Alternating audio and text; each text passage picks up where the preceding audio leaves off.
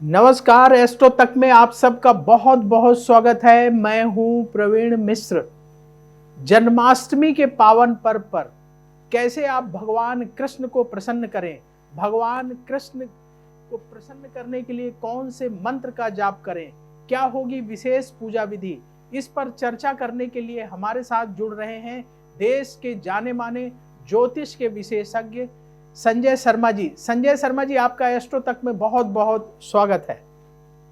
परवीन मिश्र जी नमस्कार। आपका भी जो है आज के इस पावन पर्व की भगवान कृष्ण के प्राकट्य दिवस की जन्म उत्सव की बहुत बहुत शुभकामनाएं और सभी दर्शकों को भी शुभकामनाएं जो अपना चैनल देख रहे हैं। पहला सवाल संजय शर्मा जी की, जो लोग अपने घर में कान्हा का जन्म उत्सव मनाने जा रहे हैं जन्माष्टमी के पावन मौके पर, तो उन्हें किन बातों का ख्याल रखना चाहिए, कैसे कान्हा का जन्म उत्सव मनाना चाहिए? जी, बड़ा सुंदर प्रश्न किया है आपने। कहते कि जब भी हमारे घर पर कोई भी नव शिशु पैदा होता है तो हमारे घर में हम खुशियां मनाते हैं।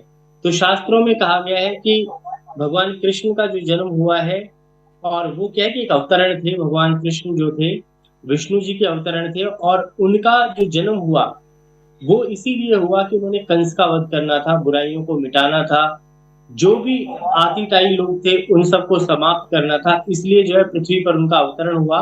और कहते कि सलाखों के पीछे कंस ने जो है उनकी माँ को सलाखों के पीछे डाल दिया, फिर भी क्या है कि उनके सारे के सारे बहन भाइयों को नष्ट कर दिया। परंतु क्या है कि भगवान जब जन्म लेते हैं तो कितनी भी बाधाएं उत्पन्न क्यों ना हो जाए संसार रूपी कलयुग में, सागर में जब उनका जन्म हुआ, तो कहा जाता है कि भगवान कृष्ण का जो जन्म हुआ था 125 साल 8 महीने और 16 दिन के लिए जो है उनका जन्म हुआ था। और क्या है कि विधि का विधान जो है पहले से ही रचित होता है, लिखा होता है कि भाई किसका क्या क्या जो है करना है। और भगवान जब अपना कहते हैं कि अपना पूरा शेड्यूल बना करके अवतरण लेते हैं, और भगवान कृष्ण का भी जो जन्म है इसी प्रकार से हुआ। तो एक छोटा सा दृष्टांत बता देता हूँ, जी। उसके बाद हम आगे बढ़ेंगे। और कहा जाता है कि दो सन्यासी आपस में मिले और कहने लगे मैं तो जो है भगवान राम का भक्त हूँ। तो दूसरा बोला मैं कृष्ण का भक्त हूँ। कहते हैं कि तुम्हारे जो कृष्ण है वो तो बड़े टेढ़े हैं। बोले कैसे टेढ़े हैं? बोले कि जब भी खड़े होते हैं वो हमेशा जो है दोनों पैरों को फोल्ड करके खड़े होते हैं, और राम जी हमेशा सीधे रहते हैं। तो कहते हैं कि जिसका कहते हैं कि जो प्रकृति में जितने टेढ़े लोग हैं उनको सीधा करने के लिए भगवान कृष्ण का जन्म हुआ है। और कंस जैसा जो आतिताई, जो कि उसका जो रिलेटिव ही था, और कहते हैं कंस को मामा कहा जाता है शास्त्रों में भी अभी तक। और इस तरीके से भगवान ने कृष्ण ने जन्म लिया, और उनको जो है कहते हैं कि भगवान कृष्ण का जो जन्म था वो सभी चीजों को जो है देने वाला। आप देखें महाभारत का युद्ध देखें तो सारथी के रूप में उन्होंने कर्तव्य निभाया। कृष्ण ने सुदामा की जो है दोस्ती निभाई, और पूतना का वध किया। तो क्या है भगवान कृष्ण का जब भी जन्म होता है, किसी भी भगवान का जब जन्म होता है, चाहे बौद्ध का जन्म हुआ, कृष्ण का हो, राम का हो, और जितने भी अवतरण हुए हैं उनमें से किसी का भी जन्म हो, वो कोई ना कोई कारण से जो उत्पन्न होते हैं। तो कृष्ण का जो जन्म दिवस है बड़े अच्छे तरीके से इसलिए मनाते हैं कि भगवान की जो है बाल लीलाओं में जो है, राम की तो बड़े होने पर लीलाएं थी, पर कृष्ण की जो लीलाएं थी बचपन से ही प्रारंभ हो गई।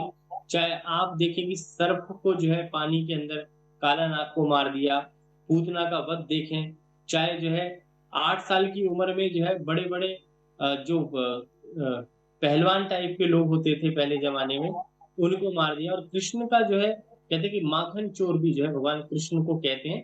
तो ये सारी लीलाएं भगवान कृष्ण ने जो है जन्म उत्सव से मनाई। और भाद्रपद कृष्ण पक्ष की जो है जो अष्टमी होती है, इस दिन भगवान कृष्ण का जो है प्राकट्य दिवस के रूप में, जन्म उत्सव के रूप में मनाया जाता है। और इसको भगवान कृष्ण की जयंती भी कहते हैं। और ये रोहिणी नक्षत्र में जो है भगवान कृष्ण का जन्म हुआ। रोहिणी जो है चंद्रमा का नक्षत्र है। तो आप देखें भगवान कृष्ण के माथे पे जो है चंद्राकार जो है मोरपंख भी होता है हमेशा, और छोटा मोरपंख होता है। तो भगवान की जो है बाल रूप की जो अवस्था थी उसी में उन्होंने जो है बहुत बड़े बड़े चमत्कार दिखा दिए। और कहते हैं कि भक्ति का मार्ग जो प्रशस्त किया वो भगवान कृष्ण ने ही किया। आप देखें कि पर्वत को जो है चुटली चिटली उंगली पर पर्वतराज को जो है अपने ऊपर घमंड हो गया था, जिस कारण से भगवान कृष्ण ने दिखाया कि जो एक छोटी सी उंगली पे पर्वत को उठाया जा सकता है।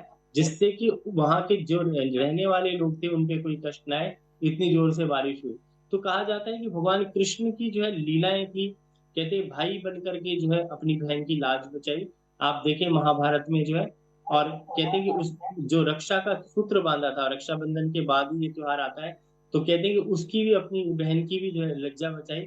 और कहते हैं कौरव और पांडवों का जब युद्ध हुआ तो उन्होंने जो है, कहते हैं कि युद्ध के अंदर जो साथ दिया, उनका दिया जो असहाय थे, जिनके पास ज़्यादा सैनिक नहीं थे, अर्जुन का साथ दिया और अर्जुन को भी शिक्षा दी कि हमेशा अपने टारगेट पे काम करें, कभी भी जो है इधर-उधर ना भटकें। और कहते हैं कि जब इनका राजपाट छिन गया तो भगवान कृष्ण जो थे वो अकेले ही इनके साथ थे। और इनकी जो माताजी थी, भगवान कृष्ण की जो माताजी थी, उसका उन्होंने भी कहते हैं कि इनका बड़ा बचपन में लालन-पालन किया। और कहते हैं यशोमती मैया से बोले नंदलाला, राधा क्यों गोरी मैं क्यों काला। तो एक छोटा-सा दृष्टांत है, भगवान कृष्ण को लगता है कि मैं काला हूँ, श्यामल हूँ। तो भगवान की क्या है, नाना प्रकार की लीलाएँ हैं और उन्होंने उसी रूप में आकर के पृथ्वी पे दिखाई। और कहा जाता है कि प्यार का जो पहला अक्षर होता है, वो हमेशा आधा होता है। आप देखें कि प्यार जो शब्द जो बना है, उसमें आधा है। भगवान कृष्ण और राधा का प्रेम ज़रूर दिखाया गया है, पर विवाह जो है उनका रुक्मिणी से हुआ है।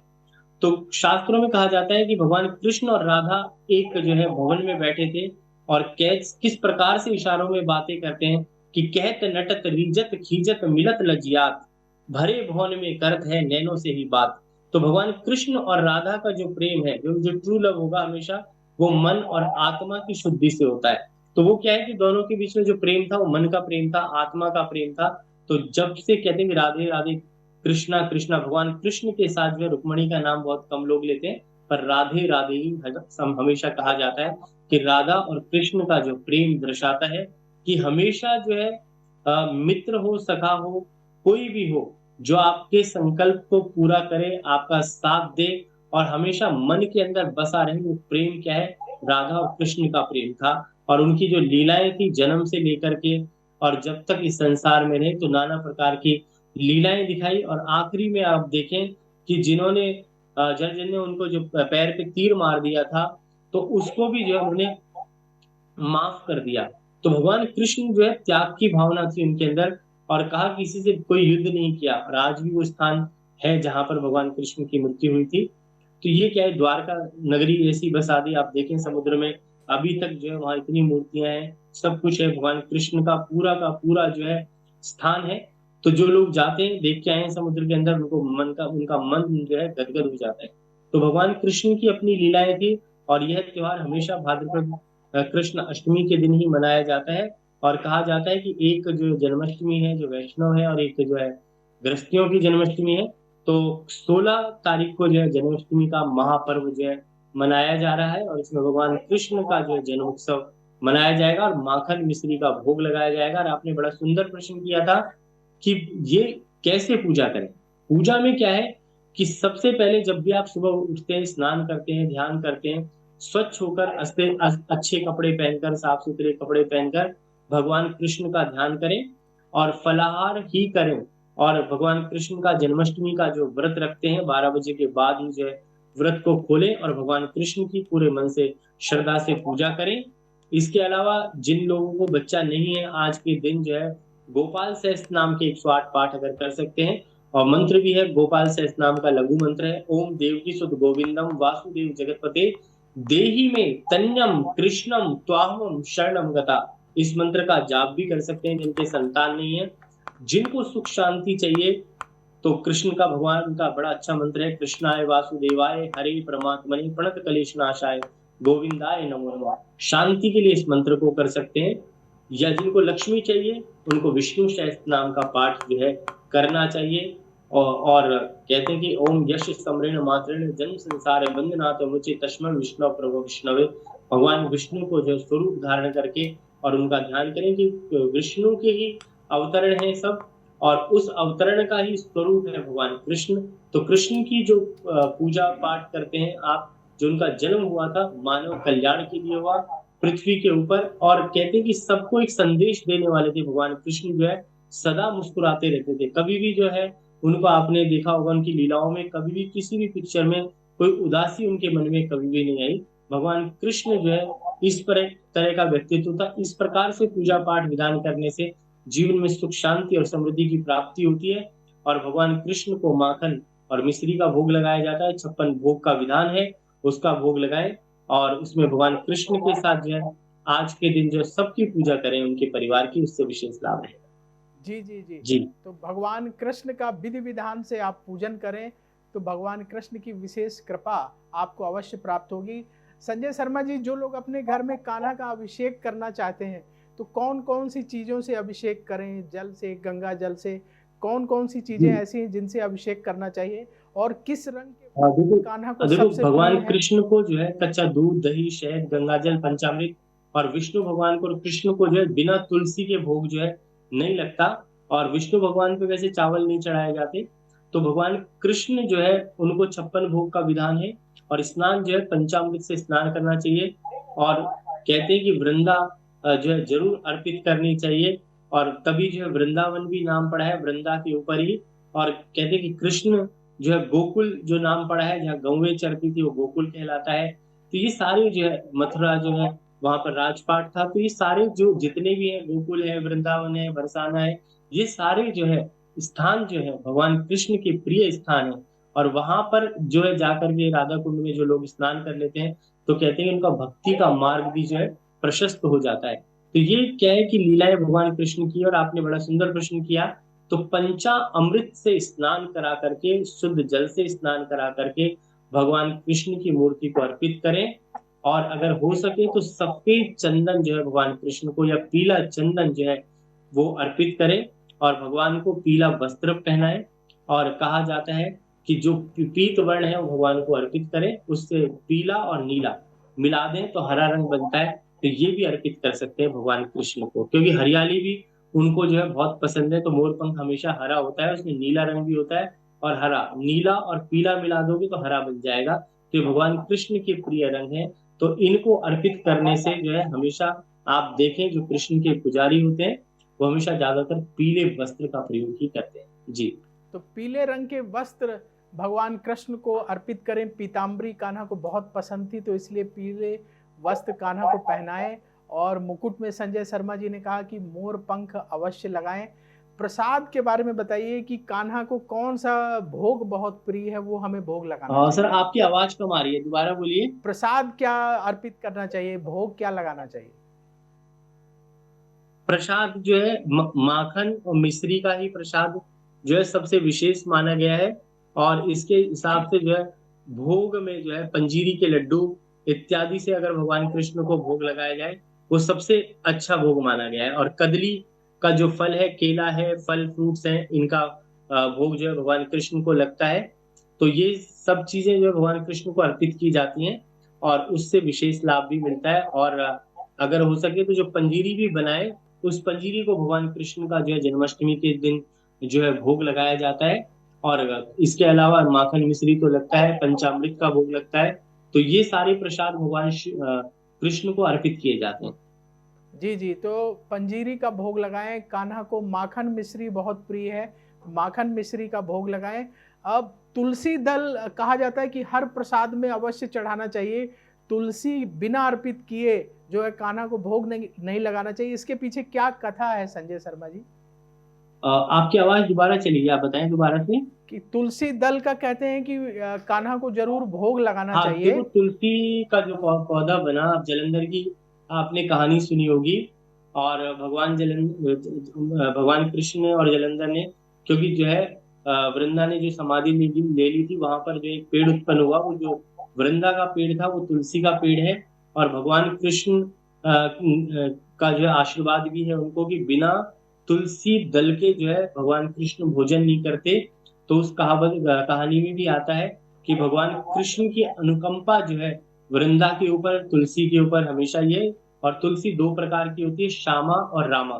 तो श्यामा तुलसी का जो भोग है भगवान को अवश्य लगाएँ, उससे विशेष लाभ भी रहता है और सभी प्रकार के रोगों से भी निवृत्ति होती है। तो संजय शर्मा जी, आखिरी सवाल आपसे कि जो लोग पहली बार अपने घर कान्हा को लेकर के आ रहे हैं, तो बाजार से कान्हा जी की फोटो लेके आ रहे हैं या कान्हा जी की छोटी सी मूर्ति ला रहे हैं, तो उन्हें किस तरह की मूर्ति का चयन करना चाहिए अपने घर के मंदिर के लिए?